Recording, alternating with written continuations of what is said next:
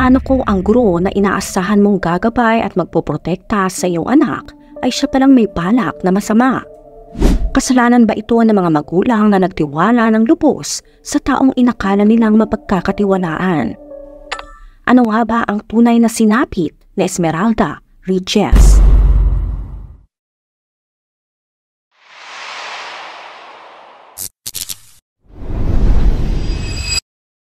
Si Esmeralda ay pinanganak noong August 23, 2006. Ito ay sa Altagracia sa Dominican Republic. Ang pamilya niya ay binubuo ng kanyang ina na si Isabel. Ang kanyang ama naman ay si Elicho. Meron din siyang nakakatandang kapatid na si Yurimar. Nakatira sila sa Vista Alegre. Sinasabi ng lahat na si Esmeralda ay isang napakamahiyain at mabait na tao. Malapit na malapit siya sa kanyang ate at sa kanyang mga magulang. Talagang magaling si Esmeralda sa school. Ang mga grado niya ay laging mataas at halos lahat ay kaibigan niya. Habang lumalaki, unti-unti siyang nakakuha ng maraming followers sa social media. Nagpo-post siya ng mga video sa TikTok kung saan siya ay sumasayaw, nagli-lip-sync at nag-e-enjoy lamang. Gumagamit siya ng mga nakakatawang audio at kapag nag-scroll ka sa kanyang Instagram o TikTok, mararamdaman mo talaga kung anong klaseng tao siya. Sa lahat ng mga videos, makikita mo siyang sobrang saya, sumasayaw at parang isang typical na teenage girl. May mga pagkakataon pang gumawa siya ng mga TikTok kasama ang kanyang mga kaklase. Nakasuot pa sila ng uniform mula sa universidad at mukhang nagpi-film sila pagkatapos ng klase o kaya sa recess.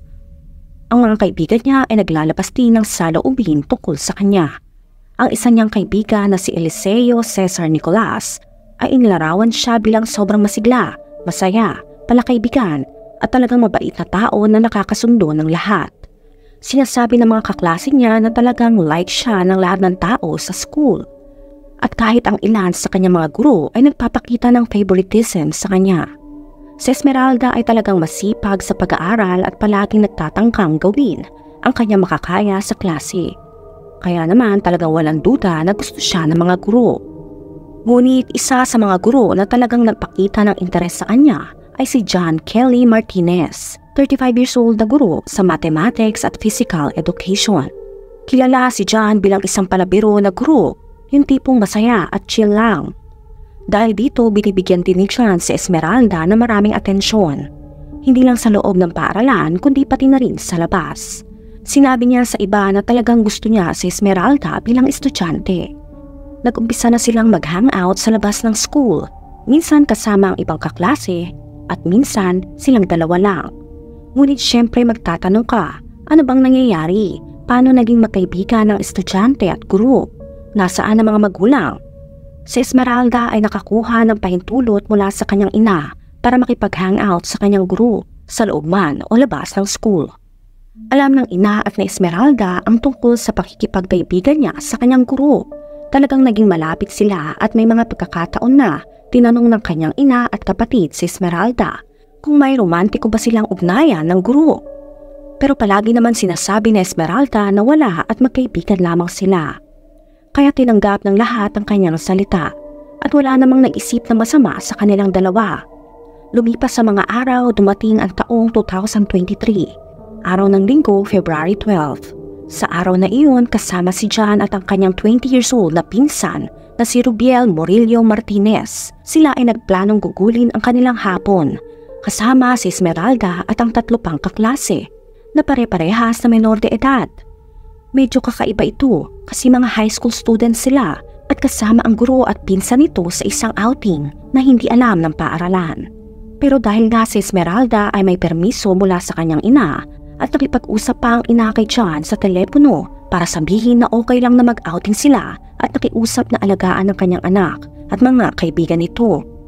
Sinabi rin niya na sana ay makauwi sila ng maaga mula sa kanilang hangout dahil kinabukasan lahat sila ay may pasok pa sa school kaya ayaw ng ina na magtagal ang mga babae sa labas. Nakipag-usap ang ina na si Isabel kay John at kinumpirma na sila ay lalabas. Komportable siyang pinapayagan si Esmeralda na makasama ang kanyang guro. Si John ay kilalang-kilala na respetado sa paaralan, kaya inisip na lang ng ina na hindi masama ang outing at nagtiwala na lang sa guro. May plano silang pumunta sa isang fair na tinatawag na Los Caballitos, kung saan dito maglalakad-lakad sila, kakain ng masasarap na pagkain at mag-e-enjoy na magkakasama. Noong araw na iyon, dumating nga si John sa bahay ni Esmeralda bandang 7:30 ng gabi. Sinundo siya gamit ang kotse na 2016 Honda Accord. Dito hindi nag-iisa ang group dahil kasama na sa kotse ang kanyang pinsan at ang 3 iba pang kaibigan ni Esmeralda. Hindi malinaw kung si John ba ang sumundo sa ibang mga kaibigan o kung pumunta sila sa bahay ng group o kung nagkita man sila sa ibang lugar. Ngunit sa kahit anong paraan, dumating siya para sunduin si Esmeralda na puno na ang sasakyan. Magkagayon man, kasya pa rin naman si Esmeralda, kaya pagkalabas niya ng bahay ay agad siyang pumasok sa sasakyan para makapagsimula na ng masayang gabi. Ngunit na makapasok si Esmeralda sa kotse, sinabi ni John na may kaunting pagbabago sa kanilang plano. Hindi na sila tutuloy sa fair, sa halip, sinabi ni John na pupunta sila sa beach, partikular sa Macau Beach. Ang Macau Beach ay may 17 na milya ang layo mula sa bahay ni Esmeralda, kaya parang kakaiba ang pagbabago ng plano.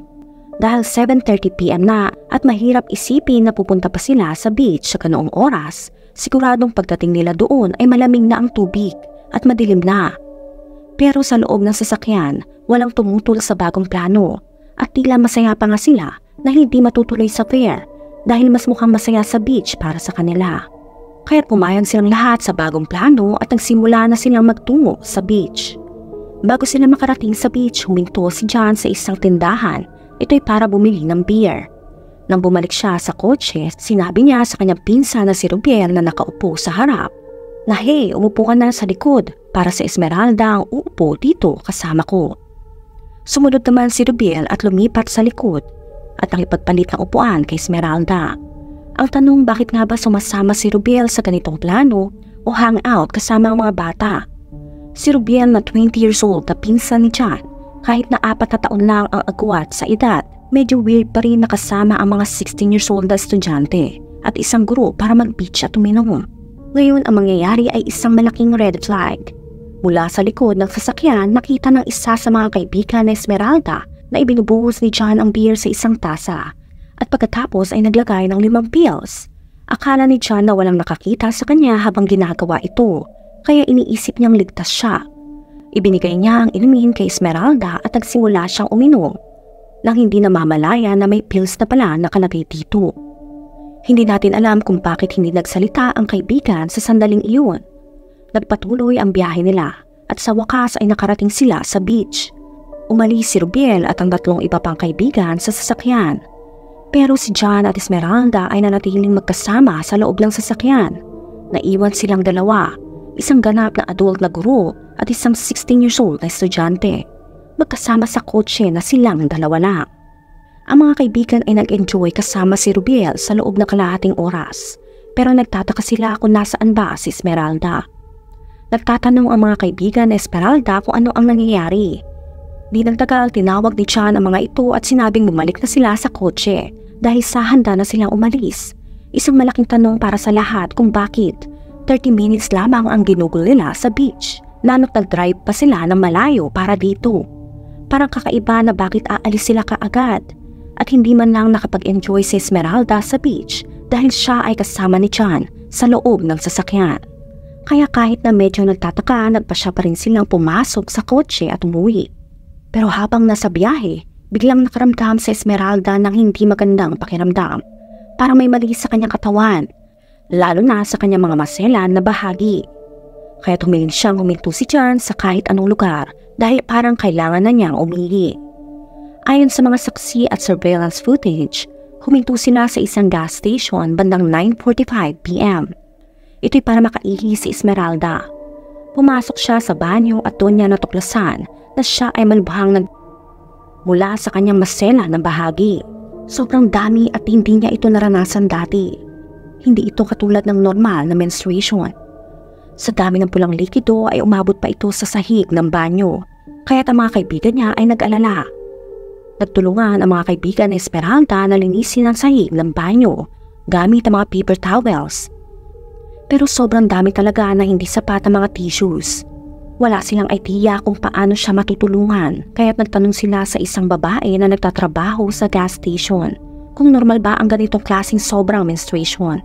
Sinabi ng babae na hindi ito normal at kailangan nilang pumunta sa ospital kaagad.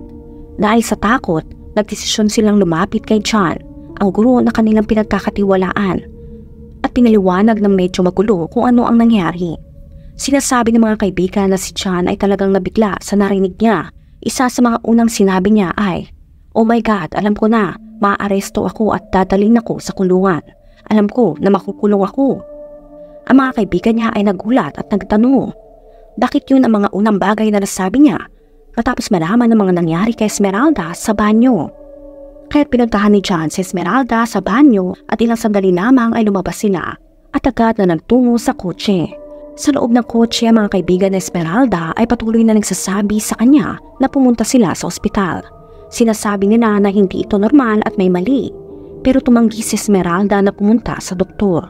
Sa puntong iyon, sobrang dami na nang nawawala sa kanya at parang namumutla at hindi na ito normal sa loob ng sasakyan. Nakakalungkot at nakakagalit na si John sa halip na dalhin si Esmeralda sa ospital para mabigyan ng tulong at gamot na kailangan niya, ay nagpasya pa itong magpunta sa isang pharmacy bandang 10:21 ng gabi. Siya ay bumili ng ilang mga bagay na nakakabahala. Ayon sa surveillance footage at mga resibo, siya ay bumili ng isang kahon ng emergency contraceptive pills, tubig at pads. Ang mga pills na ito ay ginagamit lamang kung nagkaroon ng pagtatalik at kung gusto mong siguraduhin na walang mabubuntis. Patuloy siyang nagmaneho at huminto muli. Parang walang pagmamadali para dalhin si Esmeralda sa ospital o kumuha ng kailangan niyang medical attention. Nagpasya si John na gusto niyang bumili ng mga damit para kay Esmeralda dahil sa wala siyang balak na dalhin ito sa ospital at ibabalik na lang siya sa bahay ng may bagong damit na parang walang nangyari. Ayon kay John, hindi maaring umuwi si Esmeralda na may mantsa ang damit, kaya tuminto sila sa bahay ng isa sa mga kaibigan niya at tinulungan siyang magpalit ng damit. Doon iniwan ni Esmeralda ang kanyang damit na may mantsa at wallet. Pagkatapos nito, nag-drive muli si John. Bandang 11 ng gabi, nakarating sila sa bahay ni Esmeralda. Lumabas siya mula sa kotse kasama ang isa sa mga kaibigan niya na sana ay matutulog sa kanila. Ipinagpatuloy ni John ang kanyang araw matapos ihatid si Esmeralda sa kanilang bahay. Kahit pa ang bata ay labis na nagdurusa sa sakit. Nang dumating si Esmeralda at ang kanyang kaibigan na si Lola sa bahay, sinalubong sila ng mga magulang na Esmeralda na labis na nagagalit dahil sa 11 PM na at hindi siya tumawag upang magbigay ng update. Dapat ay ilang oras lang siya sa labas at ito ay isang school night. Nang malaman ng mga magulang na hindi sila pumunta sa fair kundi sa beach lang, lalo lang silang nagalit dahil sa biglaang pagbabago ng plano at sa kakulangan ng impormasyon. Nang makita ng mga magulang kung gaano kalubha si Esmeralda at kung gaano siya kahina, nagulat sila. Nang umupo siya sa dulo ng kanyang kama, nakita ng mga magulang ang dami ng pulang likido sa kanyang mga kumot. Nagtanong sila, ano ang nangyari sa iyo? Nagalaw ka ba? Gumamit ka ba? Inatake ka ba? Sobrang nag-aalala ang mga magulang, lalo na ang ina. Ito ay nag-alala at nag-isip ng pinakamasamang senaryo. Habang ang ina ay naguguluhan at nag-aalala, sinabi ni Esmeralda sa kanyang ina, "Ma'am, okay lang ako, dumating lang ang period ko. Gusto ko lang magpahinga, please." Pero sabi ng ama, hindi ito mukhang period, may mali dito. Kaya't ang desisyon ng mga magulang na tanungin si Lola kung ano ang nangyari. Ngunit ang kaibigan ay hindi nagsasalita. Ang sitwasyon ay talagang nakakatakot at puno ng pag-aalala. Si Lola ay natatakot at ayaw makialam, kaya't hindi ito nagbigay ng malinaw na impormasyon. Nang dumating ang ama ni Esmeralda ay umalis naman si Lola at naiwan si Esmeralda kasama ang kanyang mga magulang. Nagbigay ng gamot si Isabel kay Esmeralda para sa sakit ng tiyan at nagpaalam na matutulog na sila. Kinabukasan, umaga ng February 13, 2023, kumatok si Isabel sa pinto ng Esmeralda. Hindi ito sumasagot, kaya pumasok na siya sa silid at nakita ang kama ni Esmeralda na punong-puno ng pulang likido. Agad siyang tumakbo upang tawagin ang kanyang asawa at habang hinahanap nila si Esmeralda, natagpuan nila siya sa banyo. Nakahandusay at naliligo sa sarili nito, pulang likido. Ang kanyang katawan ay matigas na at hindi na huminga. Sa puntong iyon, alam na nilang huli na ang lahat. Si Esmeralda ay nasawi sa sakit at nag-iisa sa kanyang banyo. Ang mga magulang ay sobrang nalilito at nagulat, kaya't agad silang tumawag ng mga pulis. Dumating ang mga ito bandang 8:15 ng umaga at kinuha ang labi ni Esmeralda para sa autopsy. Ang resulta ng autopsy ay nagpakita na ang pagkasawi ni Esmeralda ay dulot ng sugat sa kanyang masela na parte na nagdulot ng malubhang paglabas ng pulang likido. Ipinakita ng mga pagsusuri na siya ay nakaranas ng marahas na pakikipagtalik at ayon sa isang gynecologist na sumuri sa autopsy, mukhang lumaban sa Esmeralda at sinubukan niyang itulak ang umatake sa kanya. Ang mga sugat ay nagpapakita ng labis na puwersa at hindi normal na pakikipagtalik. Nang marinig ng mga magulang ang mga resulta ng autopsy, sila ay natumba sa pagkabigla. Sa simula nag-isip sila na maaring si Esmeralda ay nagpalaglag. Ngunit ang mga ebidensya mula sa autopsy ay nagpatunay na siya ay naging biktima ng isang matinding pag-atake. Ayon sa isang kasambahay, nakakita siya ng isang positive pregnancy test sa bahay nila Esmeralda na nagbibigay daan sa mga haka-haka na maaring siya ay buntis. Ang buong pamilya ay labis na nabigla at nagduda na si John, ang guro na Esmeralda, ang may kinalaman sa kanyang maagang pagkasawi. Alam nilang siya ang huling tao na nakasama ni Esmeralda at dahil sa kanilang malapit na relasyon, tila siya ang may pananagutan sa nangyari. Sinabi ng ama na Esmeralda na labis siyang nagsisisi na hindi siya nasa bahay nang dumating si John para sunduin ang kanyang anak dahil sana sa simbahan siya ng oras na iyon. At kung nandyan man siya, hindi siya papayag na makasama ng kanyang anak ang guro. Nagbigay si John ng maling impormasyon, sinabing pupunta sila sa fair na isang pampublikong lugar. Ngunit sa halip, dinala sila ni John sa isang nakahiwalay na beach kung saan siya ay inabuso. Ang mga magulang na Esmeralda ay hindi alam na may nangyayari na palang hindi tama sa relasyon ng kanilang anak at ng guro na si John. Ang mga pangyayari ay nagbibigay diin sa pangangailangan ng masusing investigasyon at ang mga magulang ay nagdasal para sa katarungan para sa kanilang anak. Si Isabel, ang ina ni Esmeralda, ay umiiyak sa harap ng media. Sinasabing pinayagan niyang lumabas ang kanyang anak dahil kasama nito ang kanyang paboritong guro, isang tao na pinagkakatiwalaan niya. Nakakapagpagdamdami ng mga interview kay Isabel. Makikita ang labis na kalungkutan at guilt na nararamdaman niya, lalo na't siya ang pumayag na makasama ng kanyang anak ang guro, kaya't mas mahirap para kay Isabel na tanggapin ang lahat. Ang pagkasawi ni Esmeralda ay naging malaking balita at kumalat sa social media, kung saan maraming tao ang sumuri sa pangyayari. Nakakalungkot na may mga tao pang sinisi si Esmeralda at sinasabing siya ang may kasalanan sa kanyang pagkasawi dahil na rin sa kanyang mga pananamit. Maraming tao ang nagtanong kung bakit siya lumabas kasama ang guro at sinabing kung matalino ba siya sa kanyang desisyon. Habang patuloy ang mga pag-atake kay Esmeralda pati na rin sa kanyang mga magulang, hindi sila makapagluksa ng maayos. Ang mga tao ay nagtanong kung bakit hindi nila dinala si Esmeralda sa ospital nang makita nila ang nangyayari sa kanya. Ang mga magulang ay labis na nagdaramdam at nagsisisi sa kanilang mga desisyon.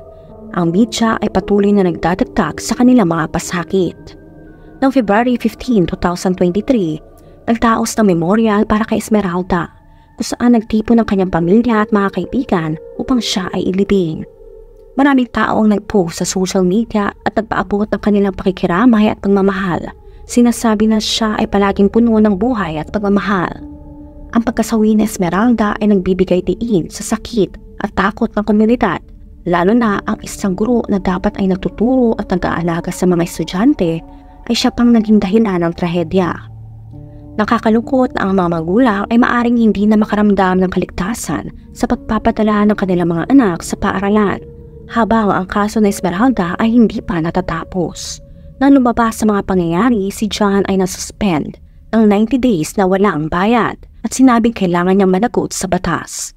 Matapos ang autopsy at investigasyon, kinausap ng pulis sa mga huling kasama na Esmeralda.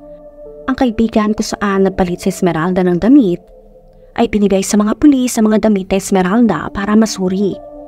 Siniyasat nila ang mga cellphone nila Esmeralda at ng kanyang mga kaibigan, kung saan nakita nila ang isang voice message na pinadala ni Esmeralda sa gitna ng gabi.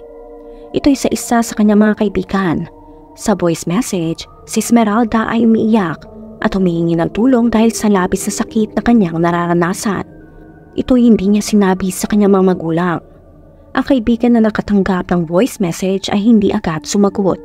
Ngunit ang sinagot niya si Esmeralda, sinabi niya, ito ang dahilan kung bakit may pilak ang likido dahil binigyan kanya ng 5 pills. Ang kaibigan na ito ang nakakita kay John, ngunit hindi siya nagsalita noon. Nang lumabas sa mga detalye na ito, nagtanong ang mga tao kung ano talagang nangyayari. Di naglaon, mas maraming haka-haka ang umikot. Kabilang ang teorya na si Esmeralda ay buntis at pinilit ni John na tapusin iyon. Ngunit ang autopsy ni Esmeralda ay nagpatunay na hindi siya kailanman nabuntis. Isang malaking bahagi ng investigasyon ang pag-track sa mga huling galaw ni Esmeralda. Natagpuan ang kanyang pulang likido sa parking lot at sa banyo ng gas station na napuntahan nila sa kanilang pag-uwi mula sa beach. Nakita rin ng pulis sa mga bagay na iniwan sa daan, kabilang ang isang asul na plastic bag, isang red at yanom na tuwalya, brown na pantalon ng babae, navy blue na blouse at isang maliit na plastic box na naglalaman ng emergency pills na binili ni John. Nang bisitahin ng pulis ang bahay ni John, natagpuan nila ang mga damit na suot niya noong gabi sa beach at kinuha nila ito bilang ebidensya. Dito nakakuha sila ng isang nakakagulat na impormasyon. Natuklasan na si John ay may asawa at 2 anak. Ito'y sobrang nagdagdag ng pagkabigla sa lahat. Dito maraming tanong ang lumabas, lalo na kung bakit binenta ng asawa ni John ang kotse na huling ginamit nila ni Esmeralda. Nang subukan ng pulis na kunin ang kotse bilang ebidensya, wala na ito sa kanyang bahay. Lumipas ang ilang araw bago ito'y binalik ng isang lalaki na may pangalang Frank, na nagsasabing binili niya ang kotse mula sa asawa ni John pagkatapos na masawi si Esmeralda. Sa pag-usad ng investigasyon, nalaman ng mga pulis na si John ay may masamang balak. Nagplano siya ng isang detalyadong paraan upang maabuso si Esmeralda. Alam niyang magiging komportable ang mga magulang nito na payagan siyang lumabas. Kasama siya kung sasama ang kanyang pinsan at mga kaibigan. Sinabi ni John na pupunta sila sa fair na tiyak na nakapagbigay ng kumpiyansa sa magulang. Sa kabila ng mga pangyayari, nagpatuloy ang investigasyon at ang mga ebidensya ay unti-unting lumitaw. Ang mga pulis ay nakakita naman siya sa kotse at iba pang mga ebidensya na nagpapatunay na si John ang pangunahing suspect. Ang kanyang pinsan na si Rubiel ay tumulong sa pag-aliw sa mga kaibigan ni Esmeralda upang makapag-focus si John sa kanyang masamang balak. Ginamit ni John ang emergency pills upang maiwasan ang pagbubuntis na maaring magdulot ng mga ebidensya laban sa kanya. Sa kasamang palad ay hindi niya inaasahan na masasawi si Esmeralda mula sa kanyang pag-atake. Ito'y nagdulot ng pagkabigo sa kanyang mga plano. Dito hinuli si John para sa mga akusasyon na marahas na pang-aabuso at pagpaslang kay Esmeralda. Ang hukom ay nag-utos na siya ay ilagay sa preventive detention habang nagpapatuloy ang investigasyon. Ang kanyang asawa ay nahuli rin bilang kasabwat sa pagkasawi na Esmeralda dahil sa pagtulong na itago ang ebidensya. Ngunit siya ay pinalaya agad dahil sa kakulangan ng sapat na ebidensya. Si Rubiel, ang pinsan ni John, ay nahuli rin, ngunit pinalaya at kinakailangan mag-report sa korte. Si John ay nanatiling nakakulong at maaring humarap sa 15 hanggang 20 years ng pagkakabilanggo. Ngunit hindi pa tiyak ang kanyang kapalaran hanggang sa magsimula ang preliminary trial na nagsimula noong August 23, 2023. Sa pagsisimula ng trial, tinalakay ang lahat ng ebidensyang nakalap ng pulis, kabilang ang pagsusuri kung ang similya at pulang likido na natagpuan sa mga damit ni Esmeralda ay pagkaari ni John. Malalaman din ang resulta ng toxicology report. Ang toxicology report ay nagbigay linaw kung ano ang inilagay ni John sa inumin ni Esmeralda. Ayon sa mga taga-usig, ang paraan ng pagwawalang bahala ni John at Rubiel sa pagdurusa na Esmeralda ay hindi makatao dahil alam nilang maaring siya ay masawi kung hindi siya dinala sa ospital. Ang depensa naman ay nagbabalak na ituon ng pansin sa mga kaibigan na naroon noong gabing iyon na maaari ring may pananagutan sa pagkasawi ni Esmeralda. Noong March 14, 2024, ang court ng lalawigan ng La Altagracia ay hinatulan si John Kelly Martinez ng 20 years na pagkakakulong. Si John ay maglilingkod ng kanyang sentensya sa Anamuya Correction and Rehabilitation Center sa Higüey, La Altagracia. Ayon kay Silvestre Antonio Rodriguez, abogado ng pamilya Riches, pinaliwanag niya na isinalang-alang ng tribunal lalo na ang ulat ng medikal na nagpapatunay na walang anumang pagdududa na ito ay isang pangahalay. Sinabi rin niya na masaya siya hindi dahil sa hatol kundi dahil nanaig ang katarungan. Isang nakakalungkot na coincidence na isang taon bago masawi si Esmeralda, nag-post pa siya sa TikTok na ang tanging paraan para makakuha siya ng bulaklak sa araw ng mga puso ay kung siya ay masasawi sa February 13 at sa hindi inaasahang pagkakataon, siya ay nasawi sa parehong petsa. na eksaktong 1 taon matapos ang kanyang post. Ang pangyayaring ito ay tila nagdadala ng isang nakakatakot na pahiwatig. May mga taong nagbigay ng impormasyon na si John ay may history ng pagiging masyadong malapit sa kanyang mga estudyante. Isang dating katrabaho ni John ang nagsabi na may naunang issue siya sa isang batang babae rin. Ngunit hindi niya ito pinanagutan dahil hindi ito nagulat sa mga otoridad. Ang storyang ito ay nagbigay diin ng pangangailangan na mas mahigpit na mga patakaran at proteksyon para sa mga estudyante, laban sa mga hindi naaangkop na relasyon sa mga guro. Ikaw, ano masasabi mo sa kwento natin ngayon? Sapat ba ang hatol kay John? Let me know sa comment section. Kung nakaabot ka sa video na ito ay maraming salamat. Huwag kalimutan mag-like, share, subscribe, and turn on the notification. Ingat ka palagi. Ciao!